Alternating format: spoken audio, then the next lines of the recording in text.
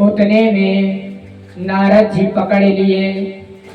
नारद जी ने कहा, अजीत जरा ठहर तो जाइए, कहाँ ले जा रहे हैं? बोली कि मैं अपने घर ले जा रही हूँ, मैं अपने घर ले जा रही हूँ। और कन्हैया ने कहा, मैं तो, मेरी तो जीत हुई थी, क्यों ले जा रही हो?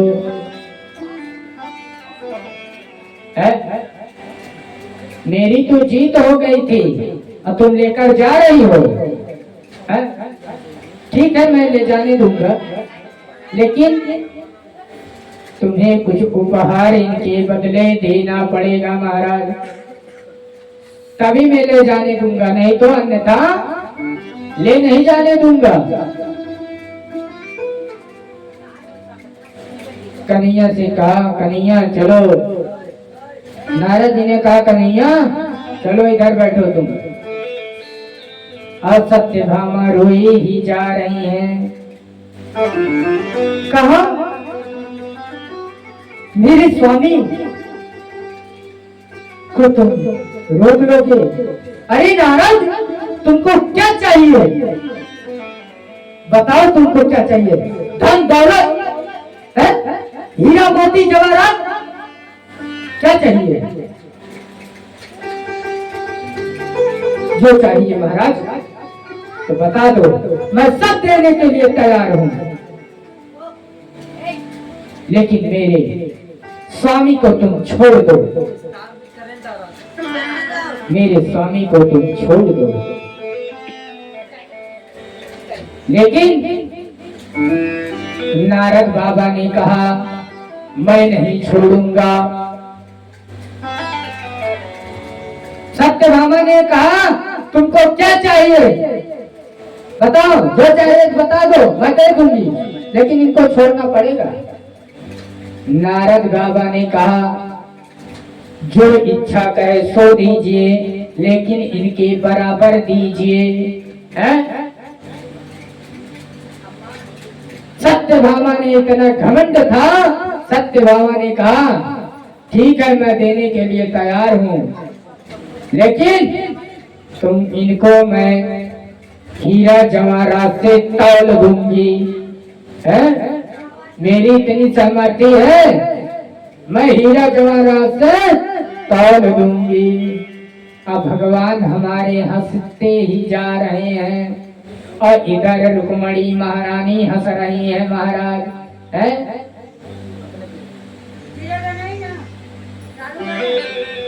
रुक्मणी महारानी हंसती ही जा रही है।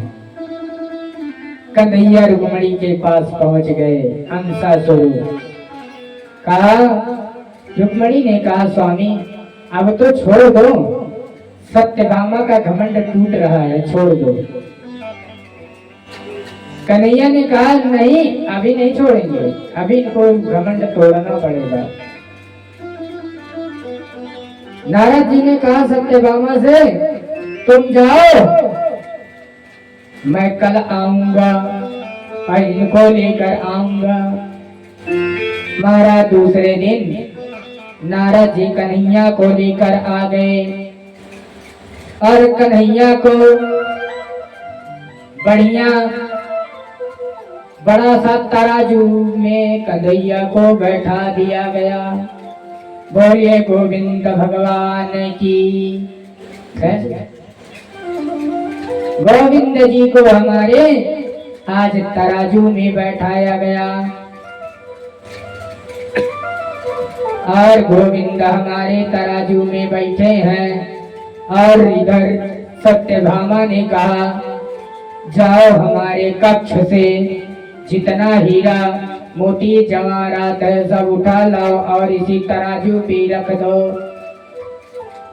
सभी गोपियां दौड़ दौड़ के गई, जवाहरात हीरा मोती सोना चांदी सब महाराज ले आए और लाने के बाद यही धर दिया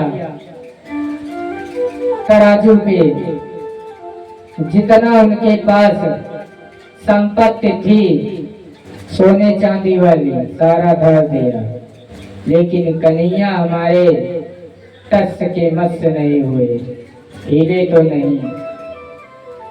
अब सत्यभामा से कहा कि ऐसा है कि सारा हीरा खत्म हो गया, जवाहरात खत्म हो गया, तभी भी नहीं उठे है, तब भी नहीं उठे। तुरंत कहा कि ऐसा करो, लो मैं अपना कंगन देती हूँ, जो मैं श्रृंगार पहने हूँ सोने चांदी का, इसको दे दो। सत्यभामा ने अपना जेवर उतार के धर दिया। महाराज माथे बिंदी टिकुली है, कान का कुंडल, बाजूबल, हाथ का फूल, सब उठा करके निकाल करके सब दे दिया। और सत्यभामा तब भी कन्हैया का तराजू नहीं उठा, और सत्यभामा रोने लगी। महाराज जब रोने लगी महाराज, तब रुक्मणी ने कन्हैया से कहा कि स्वामी, अब तो सत्यभामा का घमंड टूट गया है, तुम ऐसा करो, धन इनका है, इस तराजू को उठवा दो। कन्हैया हंस करके रुक्मणी से कह रहे हैं, अभी ठहरो, अभी ठहर जाओ।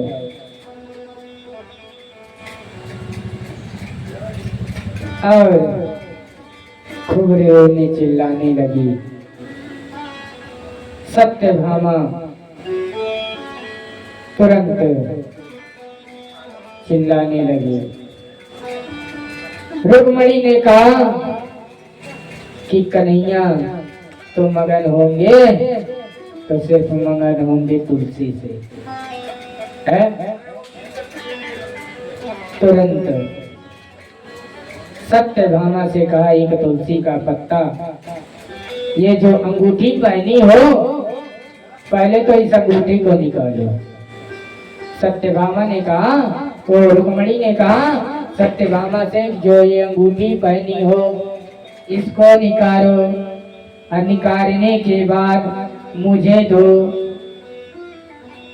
महाराज एक तुलसी का पत्ता पड़ा था, उसी पत्ते को उठा करके उसी अंगूठी में लपेट दिया। लपेटने के बाद सत्यभामा जी को संतुष्ट कर दिया कि तुम रुको, अभी कन्हैया उठ जाएंगे। महाराज जैसे स्वर्ण मुद्रिका, सोने की अंगूठी उस पे पल्लव तराजू पे रखा गया, महाराज तुरंत गोविंद भगवान का पल्ला उठ गया और इधर पल्ला भारी हो गया। बोले गोविंद भगवान की जय। इसीलिए महाराज आज से लेकर के हर प्रति समय तक जहाँ जहाँ भागवत होती है, कन्हैया की कथा होती है, तो प्रयास करना चाहिए, है? प्रयास करना चाहिए। कन्हैया कथा वक्ता को अंगूठी जरूर पहना देना चाहिए। या विवाह होता है तो दुल्हा सरकार को पहनाना चाहिए। इससे सतबुद्धि विनोदेन, है? सतबुद्धि विनोदेन धन धान्य सुतान्वितः। महाराज सरकार व्यास जी को अगर आप पहनाते हैं मुद्रिका तो कभी घर में धन की कमी नहीं होगी, है? ना यश की कमी होगी, ना वैभव की कमी होगी। घर में जो भूत बाधाएं पड़ी हैं वो भी सारी दूर हो जाएंगी।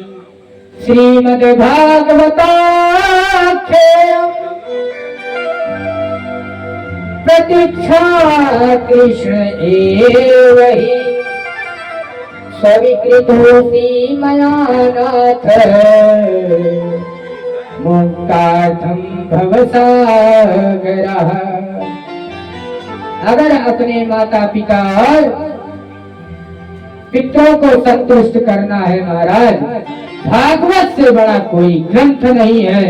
और पिंडा चाहे बार बार महाराज पारो, जिस प्रकार धुंधकारी का उद्धार नहीं हुआ पिंडा से, तो वैसे आपका भी उद्धार नहीं होगा। उद्धार करना है अपने पितरों का, तो भागवत ही एक छोटा सा ग्रंथ है। 18 पुराण में सबसे बड़ा भागवत पुराण है महाराज। इसी का पाठ करवा दो, पिंडे की जरूरत नहीं पड़ेगी महाराज।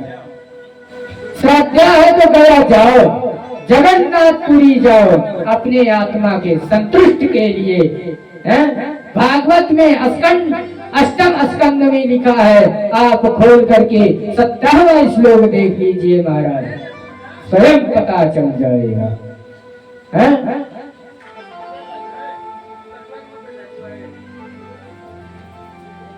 स्वयं पता चल जाएगा। उसमें कहने की तो राह नहीं है। नारद जी ने कहा महाराज जो आप कह रहे हैं यही सत्य है? धन धान्य से घर पूरा परिवार भरा रहता है। जिस स्त्री को संतान की प्राप्ति ना होती हो, यदि वो भी इस कथा को श्रवण करके यही उपाय कर ले, भागवत में गारंटी है उसको संतान अवश्य होगा, उसमें दो राय नहीं है। ये भागवत कहता है?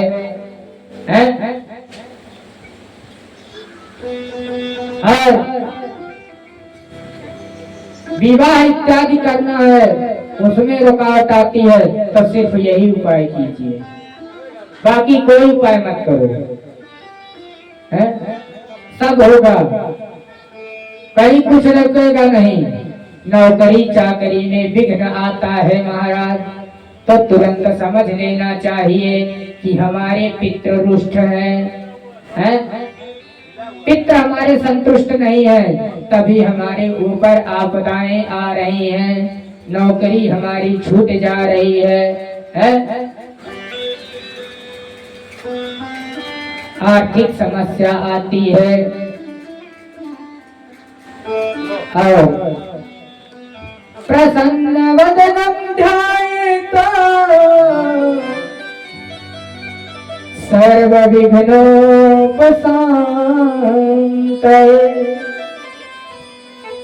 महाराज भागवत कराना चाहिए तो प्रसन्न होकर के, इतना प्रसन्न हो जाइए, गदगद हो जाइए कि उसकी कोई व्याख्या ही न रहे। जैसे व्यक्ति अपने घर में एक छोटा सा शिशु पा जाता है तो खुश हो जाता है, उसी की भांति से स्वयं भागवत के समय प्रसन्न रहना चाहिए। जितना आप प्रसन्न रहेंगे उतना आपके पितरों को संतुष्टि मिलेगी, आत्मा शुद्धि होगी। और 7वां दिन है आज महाराज, आज भगवान के पार्षद आएंगे और सभी धुंधकारी के भांति से सब आज विमान पर बैठ के पितृ चले जाएंगे। और महाराज भागवत क्या कह रहा है कि भागवत हो जाने के बाद पितरों को श्रद्धांजलि नहीं देना चाहिए। अगर आपकी श्रद्धा हो रही है तो दे सकते हैं, ना दे तो ज्यादा अच्छा है। सूत जी कह रहे हैं सौनक जी से, कह रहे हैं कि देने की जरूरत नहीं है। क्यों? क्योंकि भागवत में आप इतना खर्च कर दे रहे हैं, सारा वह खर्च आपके ही पित्र पा रहे हैं। देखने के लिए ये ब्राह्मण गण है, देखने के लिए ये व्यास है, लेकिन आपके ही पूर्वज किसी न किसी के रूप से आए हैं महाराज। जितना आप प्रसन्न कर पाए इनको खूब प्रसन्न करें, जितनी सेवा कर पाए महाराज उतना ही सेवा करें। और इतना कह करके भगवान पुरुषोत्तम तुरंत अंतर ध्यान हो जाते हैं। कहा महाराज इधर कन्हैया जी को रुक्मणी से एक पुत्र हुआ और समय भी बीतता गया। एक रुक्मणी से 10 पुत्र हुए महाराज, रुक्मणी से 10 पुत्र हुए और रुक्मणी से लेकर के सत्यभामा को भी 10 पुत्र हुए, जामवंती को भी 10 पुत्र हुए। 8 माताओं के 10 पुत्र हुए हैं।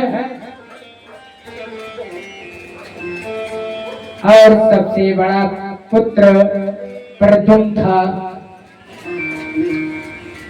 प्रद्युम्न जो है कन्हैया की सेवा बहुत करते थे महाराज। प्रद्युम्न अगर मंदिर में जाता था तो बस एक ही श्लोक बोलता था, उसके अलावा नहीं। वह कौन सा श्लोक है आइए हम लोग भी जाने। है सच्चिदानंद रूपाय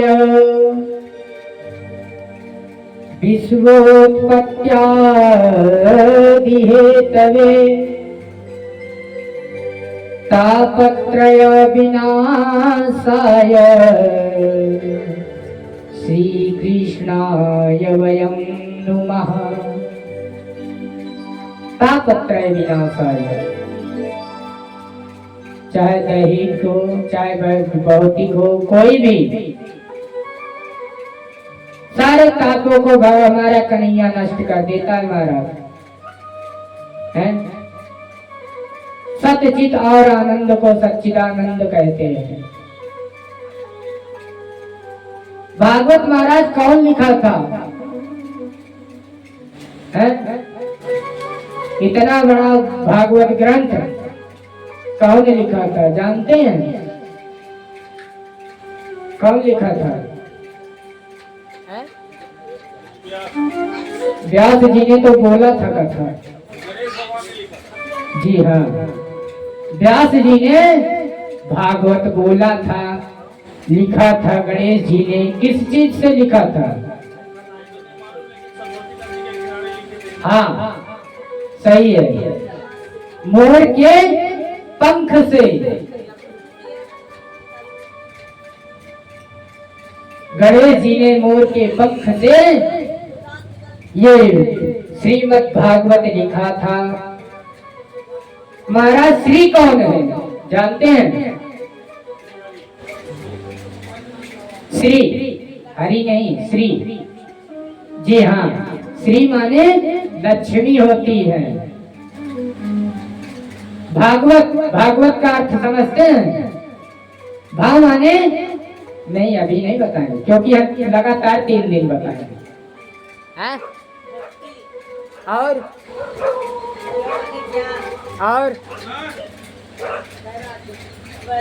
वाह, अब लग गया कि हाँ कथा सुने हैं आप लोग।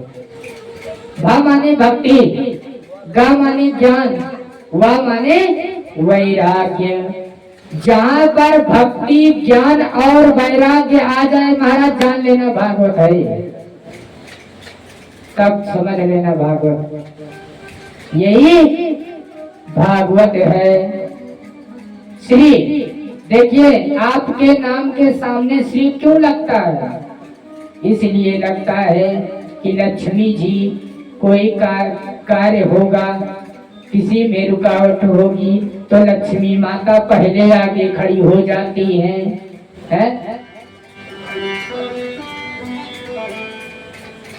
जैसे अभिषेक विवाह के बाद श्री लग गया तो क्या बोला जाएगा? श्री अभिषेक।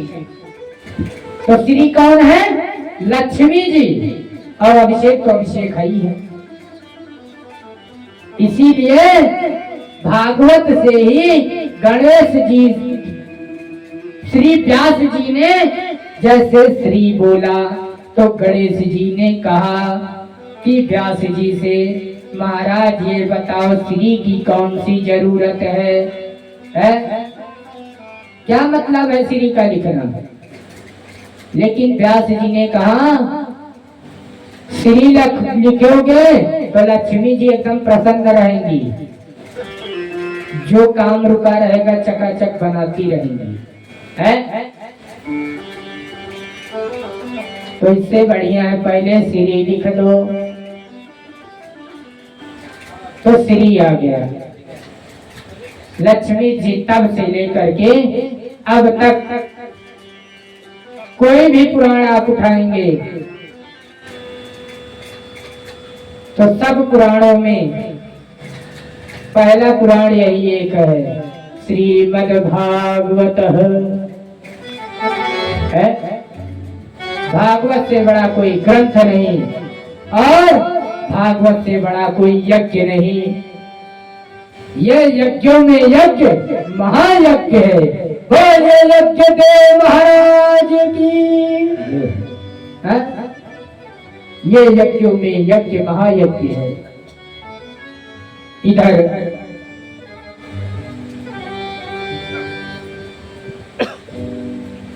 इनको भागवत किसने लिखा, कब लिखा, सब बता करके, किस स्थान पे लिखा, सारा बता करके वृत्तांत। गणेश जी आगे बढ़ गए, व्यास जी आगे बढ़ गए और भी ग्रंथ लिखना प्रारंभ कर दिए। और इस कथा को सुनने से क्या मिलता है? आनंद। इसे श्रवण कर, इसे श्रवण कर मिट जाती है जन्म जन्म की व्यथा। ये है कृष्ण कथा, ये है कृष्ण कथा। आपके जन्म जन्म का जन्मांतर जब पूर्ण उदय होता है महाराज, तभी ये कथा सुनने को मिलता है, नहीं तो दुर्लभ है कथा सुनने के। आपके पास कई ब्राह्मण आएंगे, कई विद्वत जन आएंगे, कई प्रकार की पूजाएं बताएंगे। ये कर दो तो तुम्हारा सही हो जाएगा, वो कर दो सही हो जाएगा। लेकिन सोच विचार करने की जरूरत नहीं है।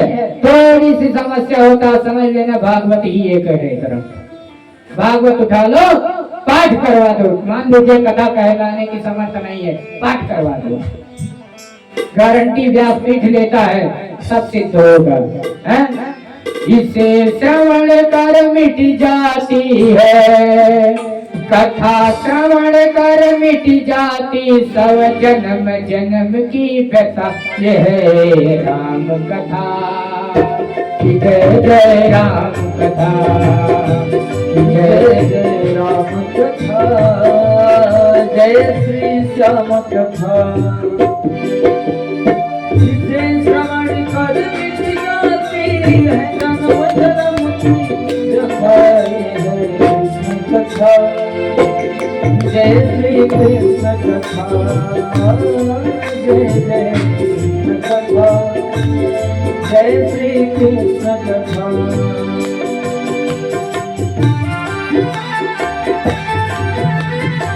दोनों हाथ से तालियां बजाते जाएं, याद हो तो गाते जाएं।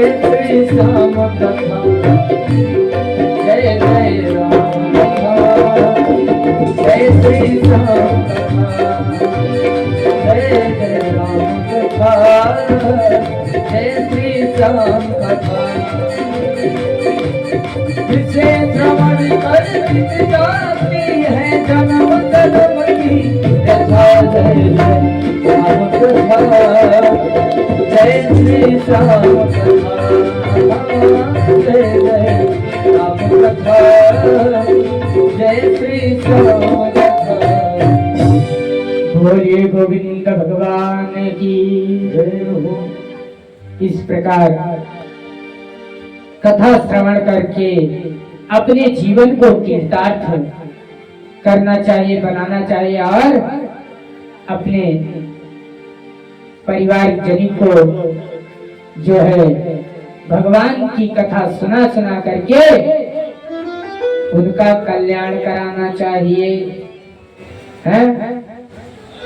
क्योंकि कोई भी कथा सुन लो, लेकिन भागवत जैसी कथा कुछ लोग ही सुन पाते हैं, बाकी लोग नहीं सुन सकते।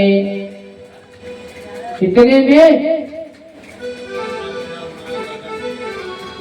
कुछ लोगों ने कहा, मुहुर है रसिका भूभाव कहा। महाराज, क्या भावुक जन ही सुन सकते और नहीं सुन सकते? कहा, भावुक जन के साथ साथ स्वजनित भी जन सुन सकते हैं, है?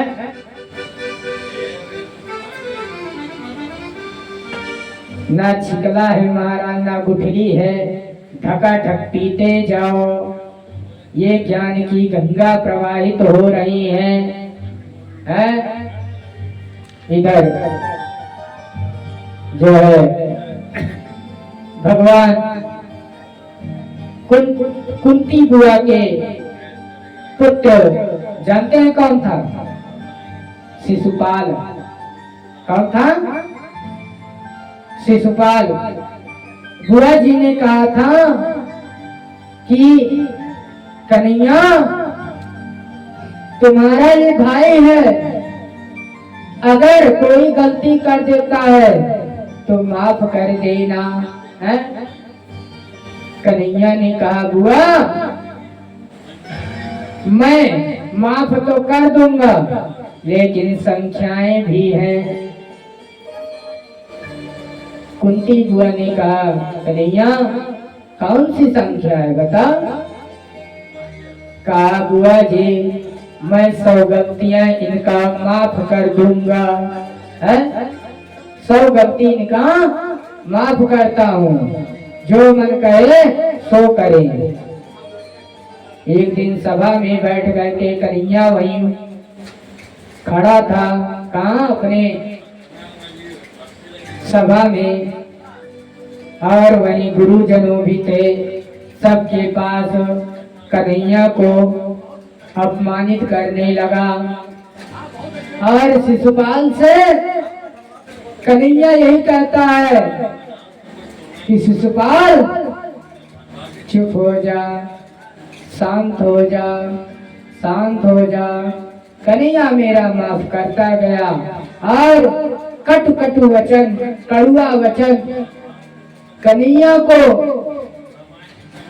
गिरे से गिरे वचन शिशुपाल बोलने लगा। महाराज कन्हैया जब 98 गलतियां पूरी हो गई, कन्हैया ने कहा शिशुपाल सुन लो, अब बर्दाश्त नहीं हो रहा है? फिर बोला, फिर माफ किया। जब 100 हो गया, कहा शिशुपाल सुन ले, आगे नहीं, बस इसके आगे गलतियां नहीं होनी चाहिए। बहुत बोल लिया। कन्हैया से शिशुपाल ने कहा, अरे तू कुटिल कपटी, तुझे मैं जानता हूं, तेरे तो बाप जो शब्द बोले उतना क्या कहना। कन्हैया ने उंगली को उठाया, सुदर्शन चक्र को बाहर लाया और शिशुपाल का गला कट गया। शिशुपाल का संहार हो गया। बोले गोविंद भगवान की। इस प्रकार से शिशुपाल का वध हुआ और सज्जनों ने कहा कि शिशुपाल तूने तो अत्याचार मचा दिया था, मैंने तो बुआ को जीवन दान तेरा दिया था। कहा था बुआ से कि 100 गलतियां इसकी मैं माफ कर दूंगा, लेकिन ये गलती पर गलती करता गया महाराज, गलती पे गलती। कुंती बुआ आई, रोने लगी, चिल्लाने लगी, कन्हैया तूने ये क्या कर दिया? कन्हैया ने कहा बुआ मैंने तो कुछ नहीं किया, मैंने तो कुछ किया ही नहीं। मैंने आपसे बुआ बताया था कि शिशुपाल मेरा भाई है, इसकी 100 गलतियां मैं माफ कर दूंगा, लेकिन शिशुपाल जो नहीं 100 बार कटु वचन बोलता गया। और मैं कितना बर्दाश्त करूं, मैं कितना बर्दाश्त करूं, मैं सुनता ही गया। आज मुझे भी दुख है कि मेरे भाई का मैं वध कर डालूं, लेकिन बुआ इनको खुला दरबार मिलेगा, ये मेरे भी पास रहेंगे। कुंती बुआ ने कहा कन्हैया मैं तेरे से वचन यही लेती हूँ कि सुख में सुमिरन सब करे, है? सुख में सुमिरन सब करे, दुख में करे न कोई। अब जो दुख में सुमिरन करे तो काहे दुख हो, जो सुख में सुमिरन करे है तो काहे दुख हो। महाराज दुख आ जाता है तो कोई नहीं दिखाई देता, बस भगवान ही एक है? भगवान के पास जाते हैं, बढ़िया बढ़िया मिठाई लेकर जाएंगे, डिब्बा देखोगे तो जैसे लगेगा, लगता है इसमें हाई फाई मिठाई होगा, डिब्बा से निकालेंगे, लो कन्हैया खा लो, बाकी डिब्बा हजम। अरे महाराज कन्हैया को देना है तो पूरा पकड़ाओ ना। पूर्णमदः पूर्णमिदं पूर्णात् पूर्णमुच्यते पूर्णस्य पूर्णमादाय पूर्णमेवावशिष्यते।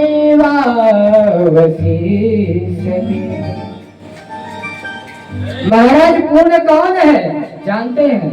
सिर्फ एक नारायण हरि, बाकी सब अपूर्ण है। पूर्ण एक ही है हरि, हरि ही, बाकी कोई नहीं। महाराज जो कुछ मांगना हो तो हरि के पास जाओ, हरि ही देगा। और कहो दुख बताना हो तो पहले जब सुख था तो सुख नहीं बताया, दुख बताने आए हो। हरि जी कहते हैं ठीक है कोई बात नहीं, कैसे भी आया मेरे पास तो आया, आकर के बैठा है। और इधर बलराम ने रुक्मी को गदा गदा मार करके रुक्मी का भी वध कर दिया है। आज रुक्मी का भी संहार हो गया। बोलिए गोविंद भगवान की। और रुक्मी का संहार करके कन्हैया आगे बढ़ गया। इधर सुशीला जो है सुदामा जी से कहती है कि स्वामी आप तो श्री कृष्ण के प्रिय मित्र हो, परम मित्र हो, है? और गोकुल में तुम दोनों तो साथ में पढ़े थे, शिक्षा दीक्षा साथ में हुआ था, है? और अब तो तुम तो गृहस्थ हो गए हो, कन्हैया भी गृहस्थ हो गया है। श्री दामा ने कहा कि हाँ मैं गृहस्थ हो गया। कुछ दिन बीता, सुशीला के भी संतान हुई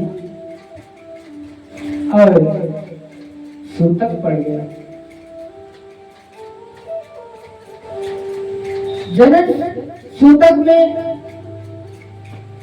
जनना सूतक में कहा जाता है कि देवताओं की पूजा करनी चाहिए लेकिन शालिग्राम की नहीं करनी चाहिए।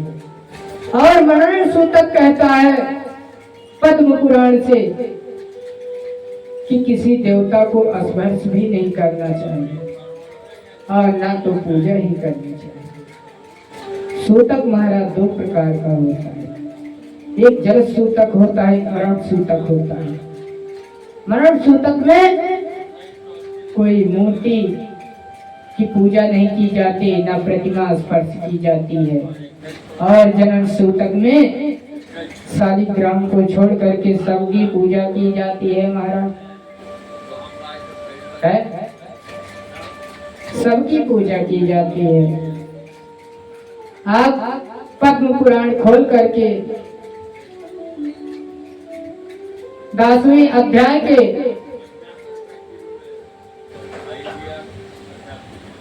16वां श्लोक देख लीजिए, पृष्ठ नंबर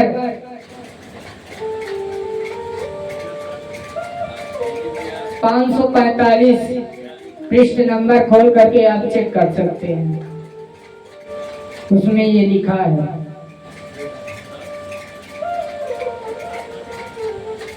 और महाराज सुदामा को लोग दरिद्र बोलते हैं, लेकिन हमने पूरी भागवत खोज डाला, सुदामा कहीं दरिद्र नाम हमने नहीं सुना। पूरी भागवत पढ़ डाला, लोग दरिद्र दरिद्र कहते हैं उनको, भिक्षुक हैं ये जानता हूं, किस लिए? क्योंकि ब्राह्मणों का भला करने के लिए। सुदामा जी भिक्षुक थे लेकिन दरिद्र नहीं थे हमारे सुदामा। यदि अगर दरिद्र होते तो जो भोजनालय का छोटा छोटा तिनका रहता था, जो भूखार्थी आ जाते थे तो सुदामा हमारा देता था, लेकिन सबको देता था। अब स्वयं नहीं खाता था, जल को पी लेता था, रह जाता था। महाराज लेकिन सबको खिला देता था, अपने आगे की थाली बढ़ा देता। तभी भी हमारे सुदामा को दरिद्र बोला जाता है। हमारे समझ में नहीं आता। अभी मैं करथुनी की कथा में, करथुनी सुल्तानपुर की कथा में, वहां एक लोगों ने का प्रश्न किया, महाराज क्या सुदामा दलिद्र है? हमने उस प्रश्न को सुना। सुनने के बाद मेरे नेत्रों से आंसू आ गए। हैं? मेरे भगवान को कोई दलिद्र बना रहा है, हैं?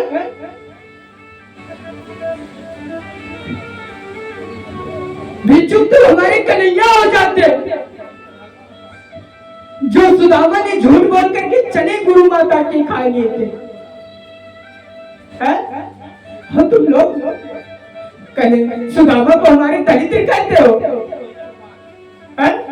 पूरी भागवत देख लो, पूरा श्री सत्यनारायण व्रत कथा की पुस्तक उठा लो। ये छोटी वाली पुस्तक नहीं, बड़ी वाली, उसमें देख लो, कहीं लिखा हो तुम दिखा दो कि हमारा सुदामा दलिद्र है। अरे तुम्हें लज्जा नहीं आती? एक ब्राह्मण को दलिद्र कहते हो? अरे ये तो मत करो। ब्राह्मण के जीवन से, ब्राह्मण के वजह से ये पृथ्वी चल रही है, तुम्हारा जीवन चल रहा है। तुम्हारा जो खा रहे हो, पहन रहे हो, ये सब ब्राह्मणों की देन है। लेकिन तुम कहते हो ब्राह्मण दरिद्र है, सुदामा को दलिद्र बना रहे हो। शर्म नहीं आती? हमारा सुदामा दलिद्र होता तो 4 लोगों के यहाँ से मुष्टिका भिक्षुक न लाता। एक दिन मुष्टिका से भिक्षुक लाता था, एक ही दिन जाता था। वही मुष्टिका से चाहे थोड़ा मिले और चाहे अधिक मात्रा में मिलता था, उतना ही बना के पकवान बना के खा लेता था। और तुम लोग कहते हो सुदामा दरिद्र है?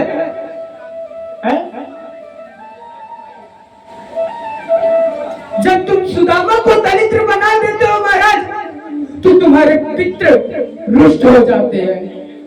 तुम तो बोल करके हट जाते हो, लेकिन तुम्हारे पितरों के ऊपर क्या बीतती है वही जानते हैं। अगर यदि तुम्हारे माता पिता को कोई दरिद्र कहेगा, क्या तुम सुन सकते हो? आज हमारे सुदामा को तुम दलिद्र बता रहे हो। हाँ, भिक्षुक को मान ले। अहम ब्राह्मण दरिद्राम भिक्षार्थम भ्रमते मही। सत्यनारायण व्रत कथा भी कह रहा है। सत्यनारायण व्रत पोथी खोल लो, चेक कर लो, उसमें भी कहीं सुदामा ब्राह्मण को दरिद्र कहा गया हो। दरिद्र अहम बोले हैं, दरिद्र नहीं बोले हैं। अहम और दरिद्रता में फर्क है। इधर हमारे कन्हैया को देख लो, उसी चने से महाराज हमारा कन्हैया भिक्षुक हो जाता, लेकिन वो चना सुदामा जी ने स्वयं ले लिया था, इसीलिए कन्हैया हमारा बच गया है? और आज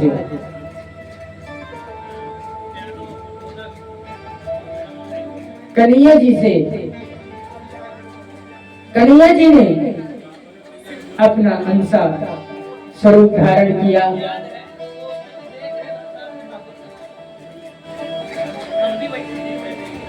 बोले गोविंद भगवान की।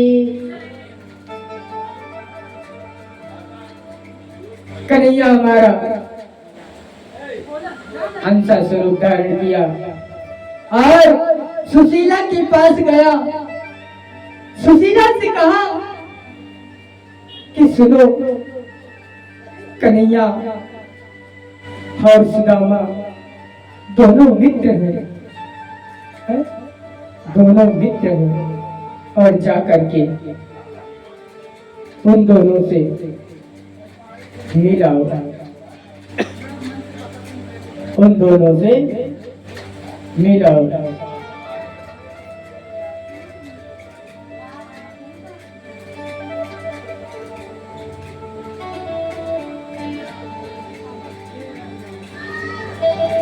कब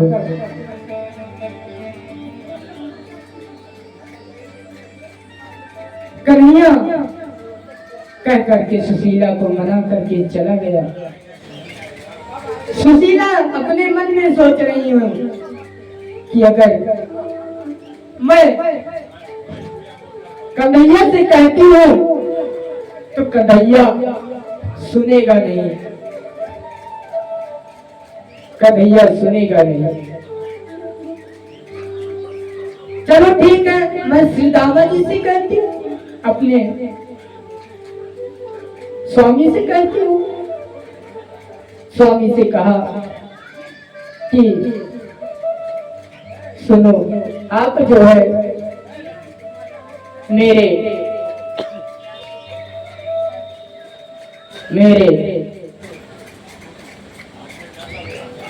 मैं एक विनती करना चाहती हूँ।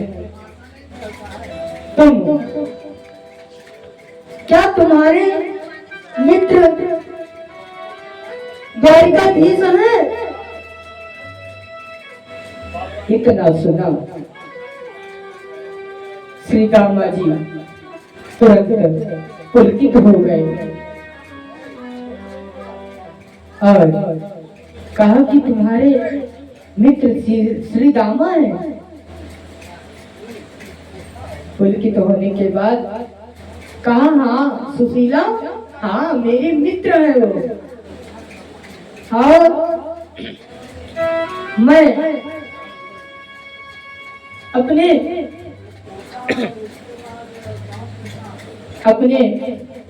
मित्र से बहुत, सुशीला मैं प्रेम करता हूँ। सुशीला, मैं अपने मित्र से बहुत प्रेम करता हूँ। कैसे जाऊं सुशीला? मैं तो चाहता हूँ कि कन्हैया के पास जाऊं, द्वारिकाधीश के पास जाऊं, मिलाओ, लेकिन जाऊं तो क्या लेकर जाऊं? कन्हैया क्या लेकर जाऊं? कन्हैया ने कहा कि ठीक है, अपनी माया को मैं प्रबल करता हूं। इधर सुदामा श्रीदामा तैयार हो गया कन्हैया द्वारिकाधीश से मिलने के लिए। आइए हम आप दिव्य एक भजन श्रवण करने के बाद आगे की कथा में